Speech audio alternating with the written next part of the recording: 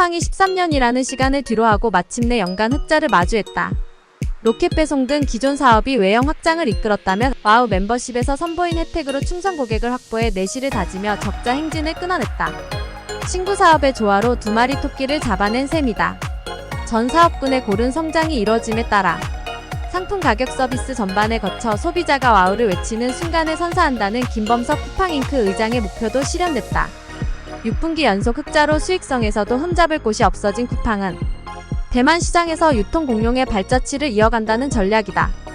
쿠팡이 28일 한국 시간 미국 증권거래위원회 SEC에 제출한 4분기 실적 보고서에 따르면 회사의 지난해 4분기 매출은 분기 기준 역대 최대인 8조 6,555억 원 65억 6,100만 달러를 기록했다. 전년 동기 대비 20% 성장한 수준으로 직전 분기에 이어 8조 원을 돌파한 데 이어 한 분기 만에 최대 기록을 경신했다. 이에 힘입어 지난해 총 매출액도 31조 8,298억 원으로 30조 매출 고지를 돌파했다. 같은 기간 영업이익은 51%나 오른 1,715억 원을 기록했다. 이에 따른 지난해 영업이익은 6,174억 원으로 집계되며 2010년 창립 이래 첫 번째 연간 흑자를 달성했다. 첫 연간 흑자를 기록한 데에는 기존 주력 사업의 견조함은 물론 신규 정책과의 시너지가 빛을 발했기 때문으로 풀이된다. 실제 회사의 주요 사업 지표는 대부분이 상승세를 보이고 있다. 우선 활성 고객 제품을 분기에 한 번이라도 산 고객 수의 경우 지난해 2,100만 명으로 집계되며 전년 대비 16% 증가했다.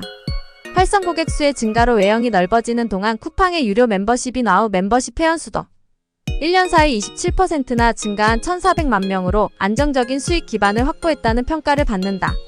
특히 주목할 부분은 와우 멤버십을 통한 쿠팡이츠와 쿠팡플레이 등 성장 사업의 호조도 이뤄진 점이다. 쿠팡에 따르면 멤버십 혜택 중 하나인 쿠팡이츠 할인 프로그램 시작 이후 주문량이 2배 증가했으며 또 다른 혜택인 쿠팡플레이 역시 2022년과 2023년 국내 iOS와 안드로이드의 모든 카테고리에서 가장 많이 다운로드된 앱으로 등극했다. 한편 줄곧 주력 사업의 역할을 맡아온 프로덕트 커머스는 신구 사업의 조화로 그 위세를 지난해에도 유지했다. 해당 분야는 로켓배송과 로켓프레시, 로켓크로스 판매자 대상 물류배송 대행 서비스, 마켓플레이스 판매자 입점 오픈마켓 등으로 이뤄졌다.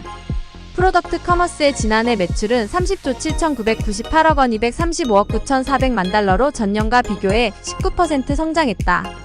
성과의 비결로는 로켓배송의 성공과 더불어 새벽배송으로 대표되는 주도적인 사업 확장이 꼽히고 있다.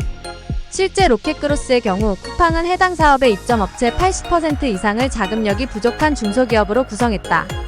이를 통해 회사는 다양한 상품을 소비자에게 선보이고 입점 기업 역시 신선한 시도를 이어가게 했다. 여기에 신기술을 접목한 운영으로 분살 없는 경영을 추구한 점 역시 수익성 개선의 원인이라는 분석이다. 거라브 아난드 쿠팡 CFO는 물류 네트워크를 개선하고 AI를 포함한 자동화와 기술 활용도를 높여 운영 효율성을 높이고 있다고 설명했다. 적자를 끝내고 첫 연간 흑자를 맞이한 쿠팡은 이제 더 큰 도약을 준비하고 있다.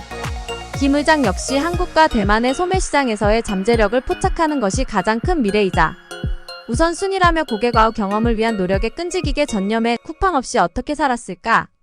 묻는 세상을 만들겠다고 밝혔다. 특히 대만 시장에서의 점유율 확대로 성장을 이어간다는 방침이다. 특히 로켓배송과 직구를 2022년 10월 론칭한 대만 시장에서 가파른 성장률은 보이고 있다. 실제 지난해 34분기 동안 현지 고객과 매출은 2배 증가하며 국내 시장보다 높은 성장세를 기록했다.